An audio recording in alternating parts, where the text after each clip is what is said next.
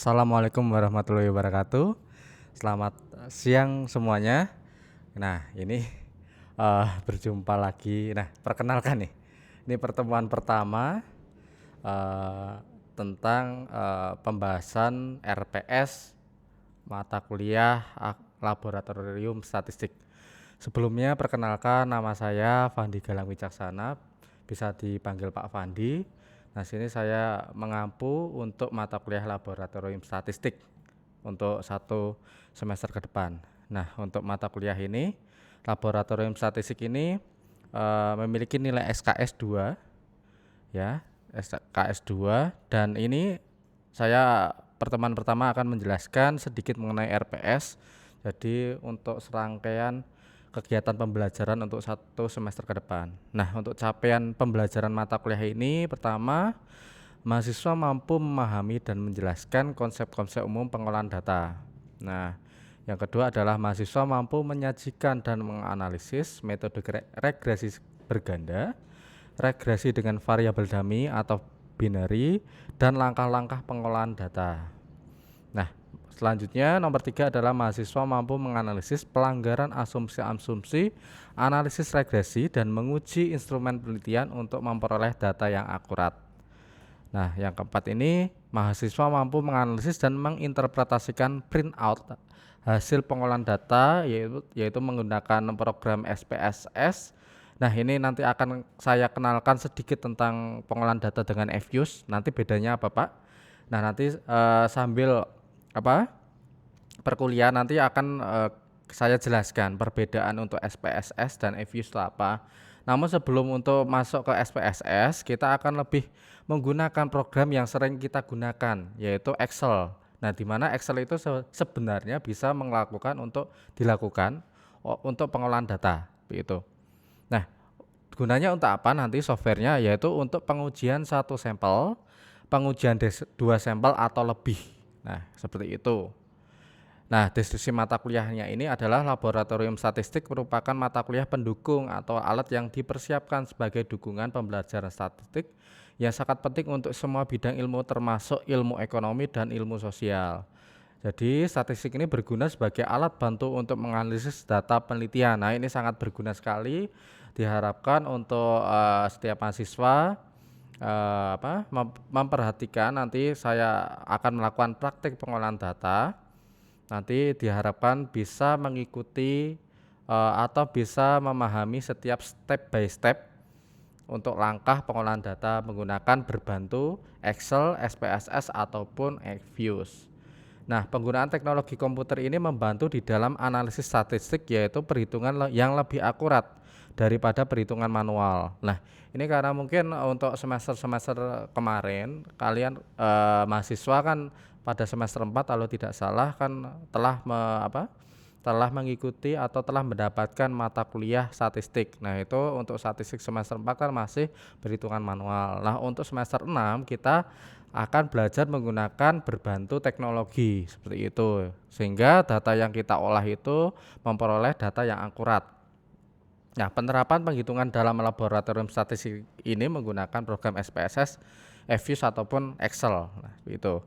Nah, ini kontrak belajarnya yaitu untuk minggu pertama. Untuk pertemuan pertama ini tentang pertama kemampuan menyetujui kontrak, yaitu selanjutnya untuk mampu menjelaskan konsep umum pengolahan data dan aplikasinya. Nah, ini lebih kepada teori.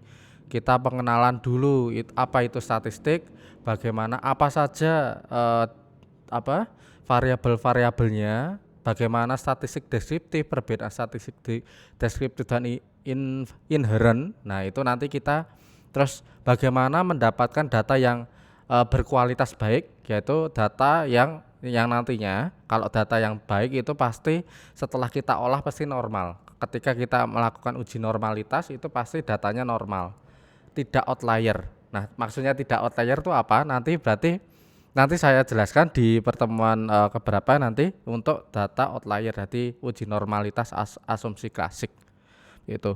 Nah, di sini untuk mata kuliah pertama ini kita akan mempelajari tentang statistik dan aplikasinya, jenis statistik, data dan kriteria data yang baik, jenis-jenis data, kegunaan statistik dan jenis variabel pengenalan SPSS.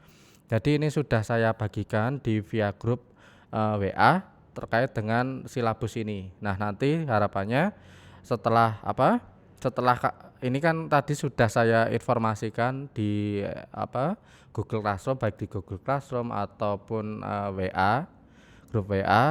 Ini untuk teknisnya diharapkan setiap mahasiswa itu telah menginstal SPSS. Nah, terus banyak yang tanya versi berapa Pak yang digunakan. Nah, saya menggunakan ini sebenarnya ini bukunya Imam Ghazali. Jadi di samping saya menggunakan bukunya ini kan, saya jelaskan dulu. Tadinya saya menggunakan buku ini yang pertama.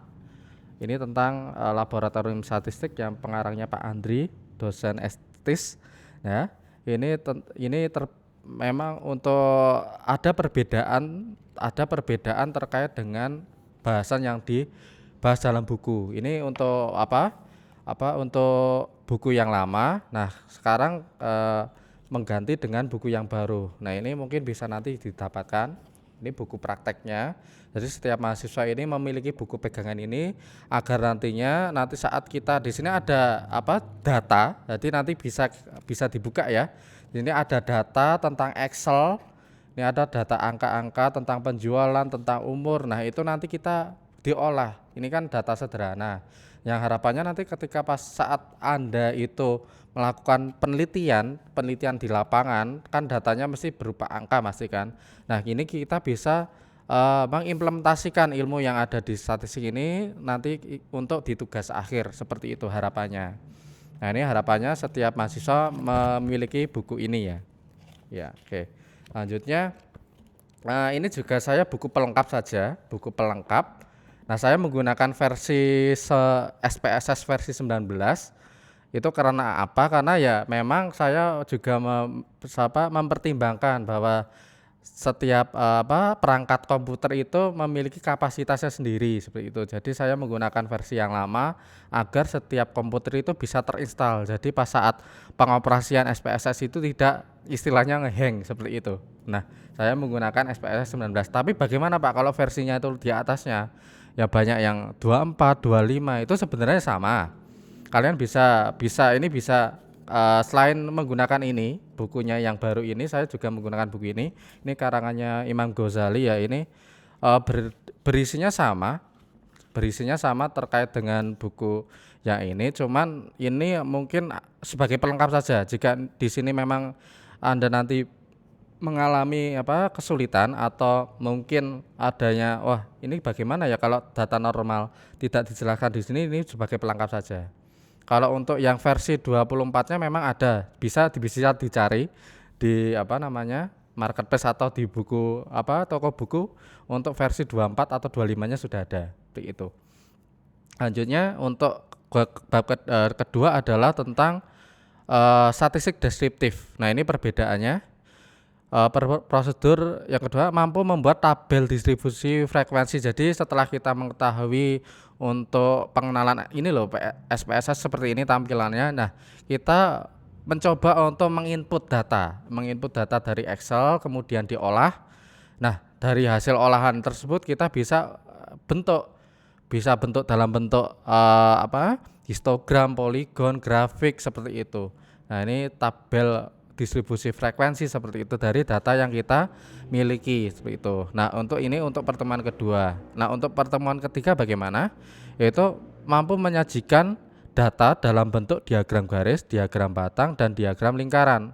Nah, penyajian data ini berupa diagram garis, batang. Nah, jadi dari hasil input itu kita harapannya bisa menyajikan bentuk dalam bentuk diagram, tabel, nanti bisa dilihat sendiri di sini terkait dengan untuk penyajian data tersebut.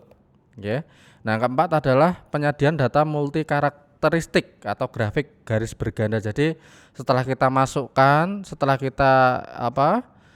kita olah, maka kita harus bisa menyajikan data berupa grafik garis berganda, grafik batang berganda, grafik batang komponen berganda sesuai dengan data yang kita olah tadi yang pertama kali.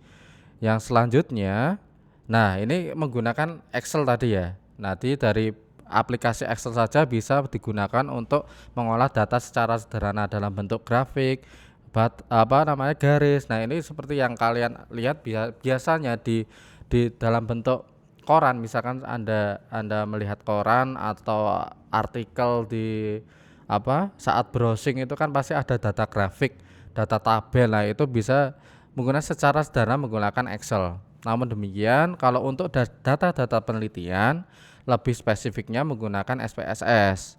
Nah, ini nanti jadi kita berlatih awalnya kita itu membuat file data dulu. Kita terus habis itu menyunting data. Jadi menyunting data itu nanti memasukkan input data intinya sampai kepada pengaturan data. Jadi data itu bisa bentuk numerik. Nah, seperti itu. Numerik, ordinal. Nah, itu bisa kita sesuaikan karena setiap jenis data itu pasti memiliki karakteristik yang berbeda. Jadi kita sesuaikan di SPSS-nya. Nanti lebih jelasnya itu langsung praktik saja seperti itu. Nah, untuk selanjutnya adalah untuk meranking data. Nah, ini transformasi data. Transformasi data mengkomput data, meranking data sama merekod data. Jadi data yang sudah kita masukkan ke program SPSS ini nanti kita olah, kita record dan kita ranking. Nah, selanjutnya sebenarnya untuk melakukan data penelitian itu pasti namanya nanti kita melakukan uji prasyarat. Uji prasyarat adalah atau uji asumsi klasik istilahnya.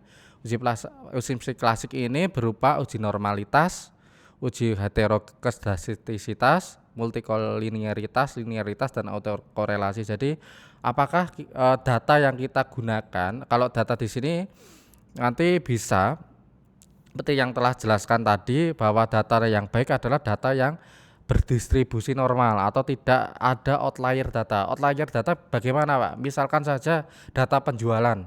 Data penjualan kan kita tidak mengetahui ya. Kalau misalkan untuk sebelum pandemi pasti untuk penjualan suatu perusahaan itu pasti datanya tinggi-tinggi. Tapi pada saat tahun 2020 pasti untuk data penjualannya itu pasti lebih rendah dari yang biasanya. Yang tadinya misalkan data penjualannya itu misalkan 500 juta, dilala pas di tahun 2020 ternyata 50 juta. Nah, ini akan mengakibatkan data tersebut tidak normal. Nah, terus bagaimana? Kita buang saja data itu, tidak kita gunakan karena nanti diuji normalitas data itu nanti mengakibatkan datanya itu berdistribusi tidak normal. Seperti itu. Nah, nanti kita bahas di pertemuan 7. Setelah itu kita adakan UTS, mengulas tentang apa yang kita pelajari sampai pada uji asumsi klasik. Setelah UTS kita langsung melakukan uji regresi berganda. Oke. Ada uji regresi berganda terkait dengan regresi adalah pengaruh misalkan saja saya pengen ini tentang data data tentang tingkat penjualan. Kita misalkan variabelnya ada 2, dependent dan independent. Dependent adalah variabel yang dipengaruhi Y. Jadi untuk apa saja faktor-faktor yang mempengaruhi Y, tingkat penjualan? Misalkan saja musim. Musim itu masuk kepada variabel X yang akan mempengaruhi variabel Y. Musim hujan akan mempengaruhi tingkat penjualan. Bisa saja profil perusahaan bisa mempengaruhi tingkat penjualan. Bisa saja SDM-nya juga mempengaruhi tingkat penjualan. Nah, ini akan kita uji apakah ada pengaruh atau tidak di analisis regresi berganda. Nah, seperti itu. Ya, juga ada uji parametrik. Nah, nanti di pertemuan 9. Selanjutnya di pertemuan 10 itu kita akan mempelajari tentang analisis dengan general linear model. Jadi menggunakan variabel dummy. Apa itu variabel dummy? Jadi variabel dummy ibaratkan ada itu 1, tidak ada itu 0. Nanti ibaratkan misalkan data profil untuk pelaporan lingkungan, pelaporan sosial CSR misalkan. Apakah setiap perusahaan itu melaporkan CSR dalam laporan keuangannya misalkan? Nah, itu kalau misalkan ada, kalau di variabel dummy itu diibaratkan di angka 1, kalau tidak ada 0. Nah, itu apakah akan mempengaruhi dari variabel y-nya itu. Nah, ini akan dipelajari di pertemuan 10. Lanjut ke pertemuan 11, ini akan mempelajari tentang prosedur mencari R tabel dan dari program SPSS dan korelasi bivariat. Ini ada capaiannya. Nah, ini ada untuk selanjutnya adalah uji Kolmogorov-Smirnov, uji beda sampel berhubungan dan uji beda sampel independen. Nanti bisa kita pelajari di bukunya saja. Selanjutnya, nah pertemuan 13, 14, dan 15 ini akan saya kenalkan sedikit. Jadi setelah pertemuan 12 kita itu akan saya kenalkan uji dengan EFUS. EFUS itu bagaimana Pak? Bedanya apa dengan SPSS? Kalau SPSS itu lebih kepada datanya itu 1 tahun, lebih cocoknya untuk data 1 tahun, tapi datanya banyak sekali. Misalkan data penjualan dalam 1 tahun untuk beberapa perusahaan misalkan saja, tapi 1 tahun. Nah, itu bisa menggunakan SPSS. Nah, bagaimana kalau menggunakan datanya itu bertahun-tahun, misalkan dari tahun 2015 sampai 2020 itu kan 5 tahun ya, data 5 tahun. Kemudian data perusahaannya misalkan banyak sekali, misalkan kita menggunakan perusahaan dagang se-Indonesia misalkan, itu kan pasti banyak sekali datanya. Jadi datanya itu berupa data panel. Nah, itu lebih cocok menggunakan pengolahan datanya menggunakan EFUS daripada SPSS, karena untuk untuk hasil analisis data yang lebih akurat seperti itu daripada SPSS. Kalau SPSS lebih kepada pengujian data yang banyak tapi hanya 1 tahun, atau data-data yang memang sederhana saja di SPSS. Terus sampai kepada ini common effect model. Nah, ini untuk uji kualitas model mana yang paling bagus seperti itu. Dari uji ini nanti kita bisa digunakan di analisis data di bab 4-nya seperti itu. Nah, terakhir adalah UAS. Oke. Nah, referensi yang saya gunakan adalah ada 4 sebenarnya. Ini ada yang paling utama adalah bukunya Pak Andri Nurtantio. Ini tentang laboratorium statistik yang telah saya jelaskan. Ini yang buku terbaru terbitan 2019 seperti 2021, terbitan 2021. Jadi saya ganti saja. Ini saya revisi untuk 2021 terbitan. Terus ada Agustri Basuki, ini untuk buku praktikum, ini bisa di searching, ini pasti ada bentuk ebook. Lanjutnya ada buku Imam Ghazali. Nah, ini Imam Ghazali ini ada 2, ada yang bentuknya SPSS seperti ini. Untuk berbagai versi pun ada, kalian cari di Gramedia atau di mana, atau pasti ada yang, atau kalau untuk EFUS-nya pun ada. Ini dari Imam Ghazali juga. Nah, yang terakhir adalah ini saat ini versi terakhir adalah EFUS 10 seperti itu. Nanti bisa menyesuaikan saja. Nah, ini jadi untuk selama perkuliahan tidak ada kuis, jadi hanya penugasan saja. Nah, penugasannya bagaimana Pak? Nah, nanti kan setiap pertemuan kan pasti setelah pertemuan 1 ya. Setelah pertemuan 1 kan nanti saya akan melakukan praktek pengolahan data. Nah, diharapkan setiap mahasiswa itu memperhatikan. Nah, untuk penugasannya hampir mirip, nanti saya menggunakan ada data, kalian olah setelah kalian itu melihat prakteknya seperti itu. Jadi diharapkan setiap mahasiswa itu memperhatikan. Jadi ini tidak ada kuis, tapi tentang penugasan olah data saja seperti itu. Harapannya apa? Dengan tujuannya agar kalian pada saat menyusun tugas akhir untuk dalam hal metode penelitian dan analisis data di bab 4-nya itu bisa dilaksanakan dengan baik seperti itu. Nah, itu. Nah, ini kalau misalkan ada yang ditanyakan nanti bisa ditanyakan di grup, bisa di LMS atau bisa di Google Classroom atau bisa di WA. Itu sudah saya buatkan. Itu untuk yang GCR atau WA. Oke. Nah, selanjutnya setelah kita bahas RPS, saya akan menjelaskan sedikit tentang pertemuan pertama. Nah, saya ini kemarin mohon maaf karena ada kesalahan kerusakan laptop, makanya data-data yang saya gunakan itu ada di laptop itu semua, sehingga PPT-nya saya sebelum sempat pindahkan, sehingga saya jelaskan secara secara langsung saja ya dari. Nah, untuk pertemuan selanjutnya nanti saya menggunakan aplikasi SPSS langsung, jadi tidak menggunakan PPT, jadi langsung praktek untuk pertemuan kedua. Jadi yang pertama adalah pendahuluan, kalian lihat di halaman pertama, jadi saya jelaskan saja. Yang pertama adalah tentang apa itu laboratorium statistik. Nah, ini sudah dijelaskan bahwa nanti di bab 1 ini kita akan mengenal pemahaman statistik dan aplikasinya, dan pengenalan tampilan dari program SPSS secara umum. Nah, di halaman 1 juga dijelaskan ada pengertian statistik secara sempit dan pengertian statistik secara luas ya di halaman 1. Ini pengertiannya apa, Pak? Perbedaannya adalah jika kalian melihat di koran atau artikel, terkadang ada jurnal grafik-grafik yang menunjukkan peningkatan atau penurunan, biasanya dalam bentuk garis, tabel. Nah, itu termasuk dalam statistik secara sempit. Karena di sini telah dijelaskan bahwa suatu kumpulan angka yang tersusun lebih dari satu angka yang berhubungan atau melukiskan suatu persoalan yang biasanya digambarkan dalam bentuk diagram atau grafik. Jadi kalian ketika sudah melihat koran atau artikel dalam bentuk grafik atau tabel, itu berarti pengertian statistik secara sempit. Sedangkan berbeda dengan secara luas, bahwa untuk statistik secara luas adalah ketika kita melakukan penelitian. Karena apa? Karena ketika kita melakukan penelitian, kita berarti apa prosesnya? Pengumpulan data. Selanjutnya setelah data terkumpul, kita input dalam suatu program aplikasi Excel misalkan atau SPSS, kita olah, kita sajikan data tersebut. Nanti selanjutnya adalah analisa dari setelah kita menyajikan data.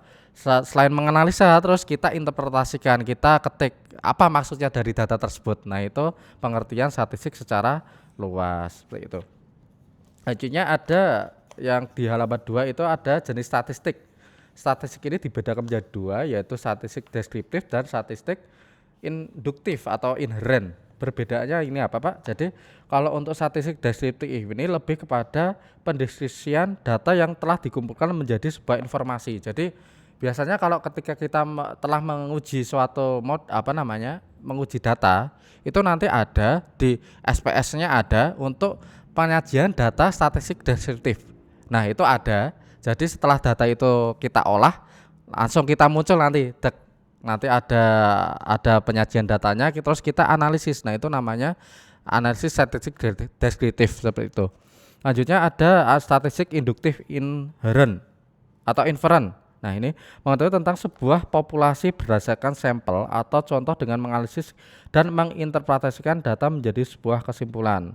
Nah, sini dalam hal ini populasi adalah sebuah kumpulan dari semua kemungkinan orang, benda-benda atau ukuran lain dari objek yang menjadi perhatian, sedangkan sampel merupakan bagian dari populasi. Jadi lebih kepada statistik induktif lebih kepada pengujian sampel. Misalkan saya saya pengen meneliti di umur dalam suatu perusahaan, saya pengen karyawan yang di bagian misalkan bagian sales misalkan.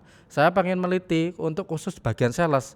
Berarti kan itu termasuk dalam populasi dan sampel. Nah, itu termasuk untuk statistik induktif. Nah, lanjutnya saya jelaskan tentang data dan kriteria data yang baik. Nah, data yang baik apa? Ini menurut Supranto tahun 2000. Ini data yang baik itu sifatnya pertama objektif. Objektif berarti apa adanya. Jadi tidak ada kita rubah datanya yang tadinya itu apa adanya. Jadi tidak adanya rubah, karena sebagian besar dari yang saya temui bahwa untuk menyajikan data yang apa adanya itu biasanya pada saat uji normalitas itu tidak normal. Terus kita ubah-ubah utak-utak agar data tersebut normal. Nah, itu menunjukkan bahwa data yang kita olah itu karena sudah diganti-ganti itu menyebabkan jadi kriterianya tidak baik, data yang tidak baik. Kalau objektif berarti data itu apa adanya, ya sudah itu dari hasil yang kita telah kumpulkan seperti itu.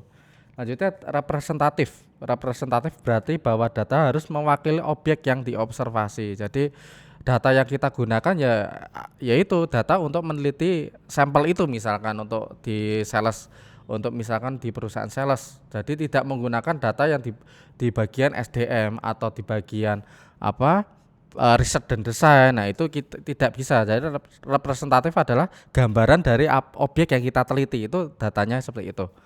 Lanjutnya 3 adalah kesalahan baku atau standar error kecil. Jadi kesalahan baku ini berarti bahwa data terutama yang berasal dari sampling harus mempunyai tingkat kesalahan yang kecil. Tingkat kesalahan yang kecil mengindikasikan data tersebut mempunyai ketelitian yang tinggi. Jadi data ini untuk menghindari data yang error ini biasanya kita melakukan prosedur-prosedur atau tahap-tahap yang kita lakukan nanti di buku ini tidak boleh meloncat. Karena apa? Ketika kita melewati satu step saja, nanti datanya itu error seperti itu. Jadi seperti itu. Yang keempat adalah tepat waktu. Tepat waktu di sini berarti bahwa data yang ada atau data adalah data baru, tidak kadaluarsa sehingga kesimpulan atau bahkan tindakan yang akan diambil sesuai dengan situasi yang ada. Jadi data yang kita kumpulkan itu data yang kita benar-benar rekap pada saat ketika penelitian tahun 2019 misalkan di latar belakang tahun 2019. Loh, kok terus kita gunakan data 2017? Itu tidak bisa karena ini akan berhubungan dengan representatif. Data 2017 tidak bisa merepresentasikan data ya 2019. Jadi data yang baik adalah data yang tepat waktu. 2019 berarti data yang dikumpulkan tahun 2019. Yang kemudian yang terakhir adalah relevan. Berarti bahwa daya yang dikumpulkan haruslah berhubungan dengan masalah yang ada dipecahkan. Seringkali data atau informasi yang tersedia sangat banyak, oleh karena itu haruslah dipilah data yang memang berkaitan langsung dengan masalah yang ada. Jadi ada berbagai data, kita ya gunakan data yang memang kita teliti. Misalkan kita meneliti tentang umur terhadap tingkat penjualan, mungkin semakin muda umur karyawan mungkin tingkat penjualannya semakin tinggi. Nah itu kan kita tidak bisa menggunakan data-data yang lain. Fokusnya ya memang umur saja yang kita teliti variabelnya. Tidak bisa menggunakan variabel-variabel lain untuk menguji variabel yang Y seperti itu, dependentnya. Nah, kemudian ada jenis-jenis data di halaman 4. Ini menurut sifatnya ada data kualitatif dan ada data kuantitatif. Perbedaannya apa? Kalau data kualitatif adalah data yang berbentuk kita studi lapangan. Studi lapangan maksudnya kita melakukan wawancara, kuesioner, itu kan studi lapangan. Itu berarti data kualitatif. Sedangkan data kuantitatif ini bentuknya angka yang kita dapat peroleh secara langsung. Misalkan melalui apa? Melalui web, misalkan laporan keuangan itu bisa kita lihat di BEI, Bursa Efek Indonesia, untuk mengetahui misalkan tingkat penjualan atau aset dari kita bandingkan tingkat laba dari perusahaan.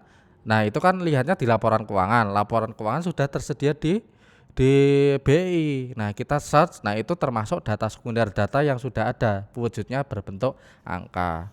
Lanjutnya berdasarkan sumbernya. Sumbernya ada data internal dan data eksternal. Nah, data internal ini data yang menggambarkan kegiatan di dalam suatu organisasi, sedangkan untuk data eksternal adalah menggambarkan keadaan di luar suatu organisasi. Artinya ya internal lingkup organisasi, eksternal di luar organisasi itu. Lanjutnya 3, menurut cara memperolehnya ada data primer dan data sekunder. Data primer ya tadi berhubungannya dengan data kualitatif. Jadi data primer yang menggunakan wawancara atau kita melakukan kuesioner, itu termasuk data primer. Untuk data sekunder ini berhubungan dengan data kuantitatif. Dia diperoleh, sudah dikumpulkan dan diolah oleh pihak lain. Data laporan keuangan kan termasuk data yang sudah termasuk diolah oleh orang lain, sehingga data tersebut termasuk data sekunder gitu. Jadi kualitatif itu data primer, kuantitatif itu merupakan menggunakan data sekunder. Nah, di sini ada menurut waktu pengumpulannya, ada data cross section, ada data time series. Perbedaannya apa? Kalau data cross section yaitu data yang dikumpulkan pada suatu waktu tertentu yang bisa menggambarkan keadaan atau kegiatan pada waktu tertentu. Cross section berarti misalkan data 1 tahun nih. Data 1 tahunnya dari tingkat penjualan, laba, leverage atau likuiditas, itu berarti menggunakan data 1 tahun aja. Kita gunakan misalnya tahun 2018. Berarti kita uji datanya banyak, ada laba, likuiditas, terus apa leverage itu digunakan apa 1 tahun saja. Sedangkan untuk data time series yaitu ini dikumpulkan dari waktu ke waktu. Jadi datanya sedikit, misalkan ROA saja, tingkat laba saja, tapi datanya itu 5 tahun, tapi datanya cuma satu. Nah, tidak bisa data yang banyak. Nah, untuk menyikapi ini, untuk menyikapi ketika kita melakukan data yang banyak bertahun-tahun dan data yang 1 tahun banyak itu, ROA, leverage, likuiditas itu kita gunakan data panel. Nah, ini kan belum dijelaskan di buku ini, sehingga nanti saya akan jelaskan sedikit menggunakan aplikasi Evius yang bisa mengolah data panel tersebut. Nah, seperti itu. Selanjutnya, kalau data panel adalah data yang bisa menggabungkan antara data cross section, jadi data cross section data yang banyak sekali itu, dan data time series data bertahun-tahun. Selanjutnya untuk kegunaan statistik ini antara lain membantu dalam mengidentifikasi dan menjabarkan memahami data. Data informasi ini demikian banyak yang seringkali tidak semua dibutuhkan, sehingga diperlukan suatu kemampuan untuk menyaring jumlah yang begitu besar agar dapat mengidentifikasi data yang secara spesifik memang dibutuhkan. Jadi kita adanya proses sortir seperti itu, sortir untuk data. Ya, kedua adalah menjabarkan hubungan antara suatu informasi dengan informasi yang lain yang terkadang terselubung tetapi seringkali sangat penting dalam pengambilan keputusan. Nah, ini contohnya berikut mengilustrasikan kebutuhan analisis statistik untuk memahami hubungan-hubungan. Nah, ini ada di halaman 5 itu ada tentang contohnya. Jadi bisa kalian baca sendiri tentang kegunaan statistik itu seperti apa di halaman 5 dan 6 itu. Jadi membantu untuk proses pengambilan keputusan yang lebih baik dan membantu menangani suatu perubahan, dan dapat ketika kita menggunakan statistik ini kita dapat menyimpulkan ternyata dengan data ini kayak gini loh. Nah, kayak gitu kita bisa berargumentasi dari data yang kita telah olah. Ya selanjutnya di halaman 7 ini kita akan bahas tentang variabel. Nah, variabel apa saja yang digunakan untuk proses statistik ini? Menurut Suharjo tahun 2013 ini ada yang namanya data. Jadi variabel adalah variasi dari nilai. Jadi setiap konsep ini atau setiap bentuk itu memiliki variasi nilai yang berbeda-beda, di mana nilai dari variabel tersebut merupakan data yang akan diolah dengan prosedur statistik. Nah, ini ada 4. Yang pertama adalah ukuran nominal. Nah, ini nanti ukuran nominal ini akan kita sesuaikan di data statistiknya.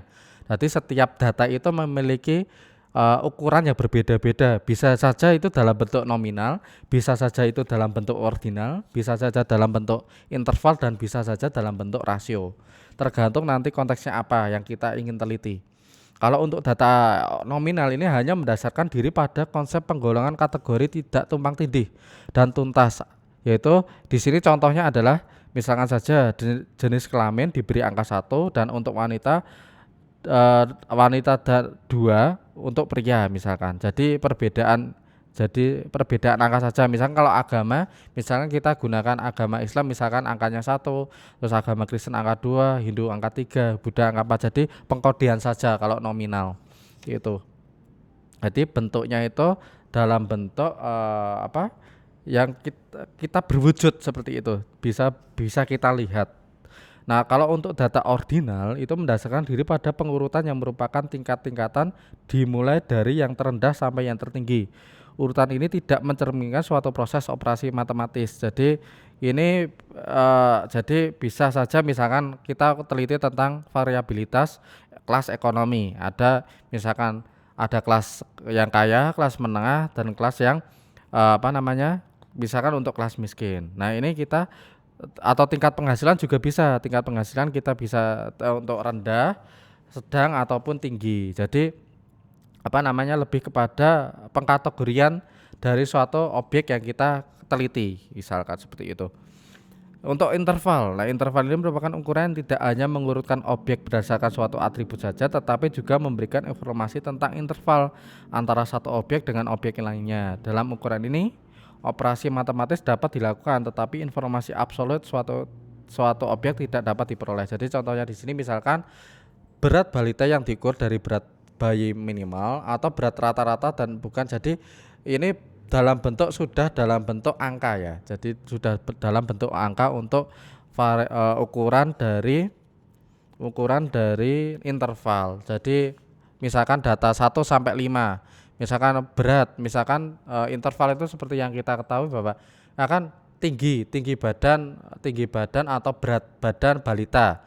Umur 1 sampai misalkan berat badan misalkan berapa kilo sampai berapa kilo, berarti nanti dikasih kode 1. Misalkan berat badan sampai sini berapa kilo, diberi kode 2. Nah, itu dan seterusnya. Ini sudah berbentuk angka. Tapi bedanya apa dengan ukuran rasio? Kalau ukuran rasio itu jadi berbentuknya itu seperti misalkan saja kalau misalkan ini tingkat pendapatan. Kita bisa, kalau kita di analisis laporan keuangan itu biasanya kita menjumpai yang adanya namanya rasio keuangan. Jadi misalkan untuk mencari tingkat laba kita baginya apa, misalkan seperti itu. Tingkat pendapatan bagi total aset misalkan seperti itu. Jadi bentuknya sudah berupa koma-koma. Berarti 2, berapa. Nah, bentuknya sudah angka desimal seperti itu. Nah, ini mohon maaf saya ini menggunakan perangkat yang berbeda di sini. Ya sebenarnya ini saya akan mengenalkan untuk program SPSS. Namun demikian tadi ada terkendala teknis sehingga laptop perangkat komputer yang saya gunakan tidak bisa tersambung, sehingga saya menggunakan komputer yang berbeda. Namun demikian kalian bisa mencoba sendiri menginstal. Nah, tadi telah saya berikan link untuk mendownload program SPSS, tapi ketika belum bisa mendownload, nanti saya akan share di Google Drive. Nanti setiap mahasiswa bisa mendownload di Google Drive tersebut. Seperti itu. Di sini selanjutnya kan adalah pengenalan SPSS, namun saya belum bisa menampilkan ini. Oke. Nah, jadi untuk pengenalan program SPSS ini nanti kita nanti di tampilannya itu ada menu bar. Kalau di Excel kan menu bar kan. Ada file, open, transform, analyze, grab, utilities itu memiliki fungsi yang berbeda. Jadi ketika kita nanti sudah membuka SPSS nih, saya ibaratkan membayangkan dulu nih. Saya sudah membuka program SPSS, terus bagaimana Pak? Pertama adalah nanti di pertemuan 2 adalah kita akan menginput data di SPSS, nanti langsung transform ke SPSS. Tapi demikian kita harus mengetahui fungsi-fungsi yang ada di SPSS. Pertama, menu file. Nah, ini menu file ini berisi fasilitas pengolahan data dan filenya ini. Berarti dia digunakan untuk memanipulasi data. Jadi menginput data, memproyeksikan data. Terus habis itu kita kita digunakan menganalisis data tersebut. Grab ini memvisualisasikan data tersebut bisa dalam bentuk tabel atau dalam bentuk grafik. Dan utilities yaitu berkaitan dengan utilitas dalam SPSS.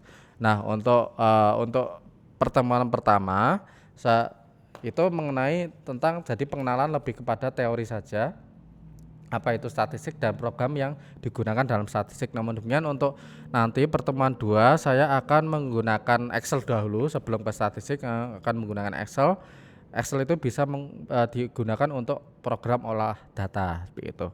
Oke, untuk nanti ketika belum jelas bisa ditanyakan via diskusi nanti untuk lebih untuk lebih jelasnya bisa didiskusikan di grup.